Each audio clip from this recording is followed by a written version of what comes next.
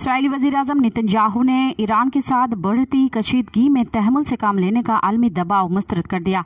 Israeli काबीना से खिताब में नेतन्याहू का कहना था कि बरतानवी और जर्मनी वज़रा ख़ारजा की मुलाकातों में वाज़ेह कर दिया है कि दोस्तों के काबिल कदर तजावीज़ अपनी जगह, लेकिन इसराइल अपने फैसले खुद करेगा। नेतन्याहू ने मजीद कहा कि इसराइल अपने दिफा के लिए जो ज़रूरी होगा वो करेगा।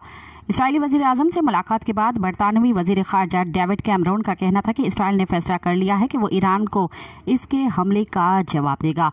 जर्मन वज़ीर ख़ारजा एनालिना बैरबॉक ने कहा कि मशरिक़ वस्ता गैर मुतवक्का सूरत हाल में जाने का मुतहम्मल नहीं हो सकता। खित्ते के तमाम फ़रीक़ैन को होशियारी और ज़िम्मेदारी का मुज़ाहरा करना चाहिए। मज़ीद ख़बरन ऐं तफ़सीलात लाइ विज़िट कयो असांजी वेबसाइट www.awamiNewsHD.com ऐं ॾिसंदा रहो अवामी न्यूज़ HD।